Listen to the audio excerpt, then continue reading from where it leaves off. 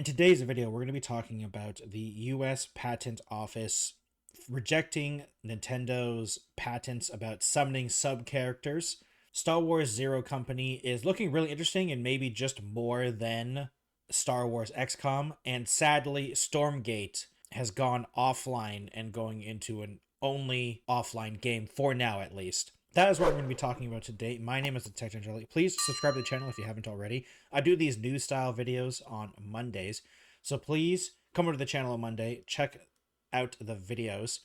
If you would like certain topics to be covered or certain things to be shown, please let me know down in the comments below. Now let's get straight into the video. Starting with the fact that Nintendo's patent has been revoked from the patent office, at least temporarily, because it is a non-final decision, which means Nintendo can try to counteract the decision by appeal. Basically, they can appeal the decision and figure it out. They have 2 months to do this. And obviously, this is only the US side, so there has nothing to do with Nintendo's Japanese patents or the lawsuit with Palworld. But it is a good step in the right direction. Funny enough, the biggest problems that this patent is coming up against is that there are prior patents in the US that already cover stuff like this. And being a patent that it is trying to say that they are the ones inventing it, or they are the ones that own the rights to the original creators, it doesn't work like that because there is prior art proving that it has happened before. And that is why this patent is being rejected. All of the claims of it is. And being reported by PC Gamer and GamesFry, it is pretty clear that at least the patent office right now is in agreement with the majority of the internet, saying that it's stupid to try to patent something like this, with a caveat of they technically already did, which we'll talk about in a little bit. And the biggest thing for this is that the reason that they are being rejected, at least according to the patent office, is that patents already exist explaining these types of things. So this doesn't apply. Funny enough, out of these 4 pre-existing video game patents applications, one of them is Konami, one of them is Bandai Namco, but the other 2 are Nintendo's. So 4 other patent applications cover mechanics like this, and 2 of them are literally Nintendo's, which is hilarious to think about, meaning that Nintendo is trying to do this again, and it's already not technically working because they do describe them as applications describing these systems. So I don't think these 4 video game patents things are fully in the law for the US. It is applications rather than actual patents themselves.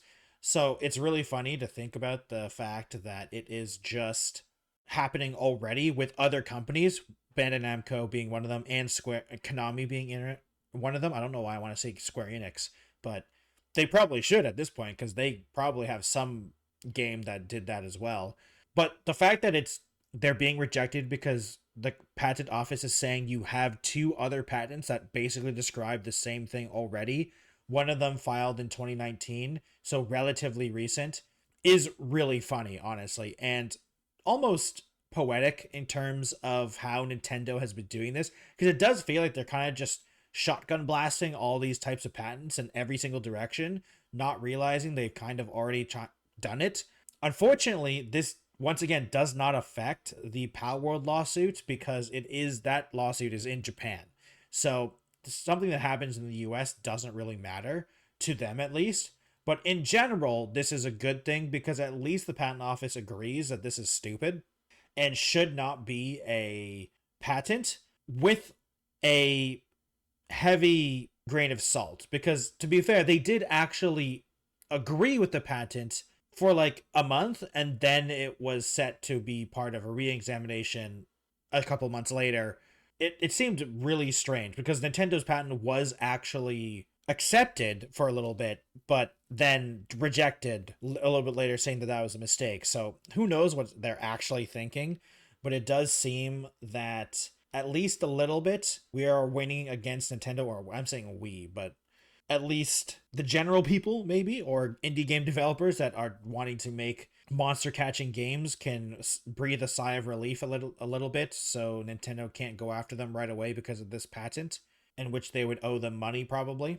So hopefully this is a step in the right direction for the other patents to be rejected, hopefully. But this is the patent office, so it's going to take a long time. And this is going to be a ever going battle because once again Nintendo can appeal the federal circuit for this, the USPTO, or the United States Patent and Trademark Office, because it is both sections, though we are dealing with the patent side, not the trademark side, or at least talking about it. And I do think it is really funny that it is Nintendo's own patents that are doing it, though there is a problem with the fact that they are using prior patents to say that why it is not being accepted, or they're rejecting all the claims. Because similar to the Palworld lawsuit, where Palworld literally just lists games that happened before the patent was filed, you could easily prove that they don't own these things. They have not invented these mechanics. These mechanics have been existing for a very long time, literally since video games existed, I would argue. Or even you can even talk about outside of video games as well, with summoning creatures and stuff like that. But it gives Nintendo technically some wiggle room because they are using prior art references in inventor scenarios with the patents. So that might give Nintendo, like I said, more wiggle room, but we'll see. It really has to depend on what they're going for. And I'll keep up to date as much as I can with this type of stuff. Unfortunately, once again, it is the law, so it's going to take a long time for stuff like this to happen. I mean, we still haven't really heard anything from the Palworld lawsuit in a couple months, and with the other patents that they have been doing as well in the US. So this is probably going to be a long-term story that we're gonna have to keep an eye on. Moving on to Star Wars Zero Company, which was originally labeled as Star Wars XCOM, but PC Gamer and a couple other gaming websites got more hands-on onto the game with some gameplay stuff and some more details about the game. And I'm gonna be honest, while it 100% does have that XCOM turn-based style look to it, it definitely feels like it's going to be a lot more story-based, and it does feel like there are going to be a lot more characters. Similar to the XCOM game that was more based on pre-made characters rather than the blank slates that XCOM is kind of known for. Now, there are going to be character creation, like you are going to make your own characters in this mercenary squad that you're going to be controlling in Zero Company, but there is going to be story-based characters, and it does feel like it's going to be more campaign-focused story stuff with the XCOM style combat and stuff like that. But overall, it's not just going to be 5 blank slates that you create your own stories with. There are going to be more like written in scripted story stuff. They have talked about scripted deaths and stuff like that, and I really hope they don't do that, because I feel like that would be really sad if you're trying to, like, if you really like a certain character and they just are going to die. I always hate when RPGs do that, when you have a player character that is scripted to die, because once you know that, unfortunately, or if you find that out, one, if you don't know that and they die and you've invested a lot of resources into them, well, that just feels bad in a lot of ways. And two, if you already know that, then why bother using that person? Like, why would you ever get attached or use that person in any capacity? Because you know they're going to die eventually. Even if it's late game. Like, what's the point? Unless you're trying to do specific challenges or something like that. And I really hope that Bit Reactor, the company behind this, which, by the way, has a bunch of Firaxis devs on it, which is really exciting, that they land this game, because I am super into this sort of turn-based game. I like Star Wars, and this is exactly the type of thing that I really want to see. And I'm hoping that this is a start of something great in terms of, like, this is the first of many games, hopefully. Now, it is a turn-based XCOM style game, so I'm not expecting them to sell like 10 million copies, but I really hope that they do well enough that they can either make sequels or DLC or something. Or hey, even if it's just the game itself is good and it is fully complete and all that type of stuff, I really hope that it is a finished product and it's not just a first half is good, second half is unfinished type of stuff. And I'm also curious how far you're going to go into the XCOM style stuff. Like, is there going to be building up a base? Like, we know that you do have a home base, and we know you have the Zero Company squad. And I'm curious how many characters you are actually going to be using in terms of what is created characters or your hired mercenaries and the story characters. it's going to be interesting to see. And I'm curious, like, if this game is going to be the XCOM difficulty and how deadly stuff is going to be. Like, is there going to be permadeath? Well, we know there's a permadeath mode, but like on normal difficulty, how difficult is it? I feel like it's going to be interesting to see. And I mean, we also know that it is also during the Clone Wars, or at least we know that there are droid enemies. So we know it's either at near the end of the Clone Wars or like somehow clones and droids are there. So we do know that this is somewhere where clones and droids still exist. So it'll be interesting to see how far it goes. But hopefully they'll be able to land it, because I'm excited and I really do hope that they stick the landing, because I'm hoping for some good Star Wars games that isn't the Jedi Survivor games or something more on the RPG side. I think that'd be really nice. It reminds me of Knights of the Republic, which is always a good feeling for me. And lastly, it's time to talk about some sad news. Frost Giant Studios has announced that Stormgate will no longer be able to be played online because their servers are going offline. Fortunately, it is not because they themselves are shutting down the servers. It is because the company that is hosting their servers, Horthra, has been acquired by Fireworks AI, an AI company, obviously, and the company that acquired them is shutting down the video game side of the server-based stuff that they are doing, which means Stormgate is no longer going to be hosted on their servers. And it really sucks for Stormgate, because even though I have become very disappointed with Stormgate, I've made multiple videos talking about how disappointed I am with that game, I still think it deserves to exist in some form of capacity. Luckily, they are working on a offline patch, it seems, so you don't have to worry about that, because I do think the single player content is at least well developed enough that it was good to play it when I came back to it for one of the videos that I made for it. My biggest problem with Stormgate is that it was all too late. They were trying to do so many things in so many different ways, and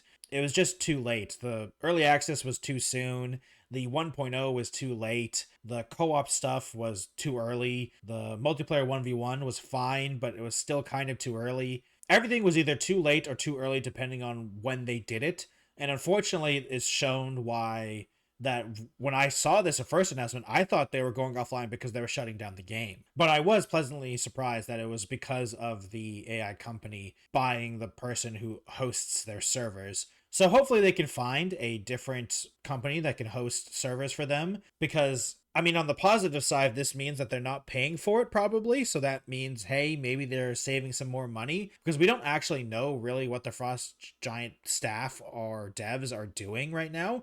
I don't know if they're working on a patch for Stormgate in terms of content. I can't imagine they are, because it just, unfortunately, it didn't do well. It did not do well enough, I think, to argue to keep working on it. And they have debts to pay because they've had private investment of tens of millions of dollars that we know of publicly, so I'm sure they got more money somehow other ways. So I can't imagine them being able to pay that back right now, or like the investors being happy. I mean, to be fair, they are a private company, so it's all behind closed doors for the most part, so we don't really know what's happening. But it does seem that it, unfortunately, for Frost Giant to continue existing and become a successful game studio, I don't think Stormgate is the game that's going to do it for them, unless they do something else, or unless they have a major comeback somehow. But I just don't see them doing it, because it just hasn't landed, unfortunately, even within the RTS community, which is already a small community. So hopefully they're doing something else or thinking about some other game,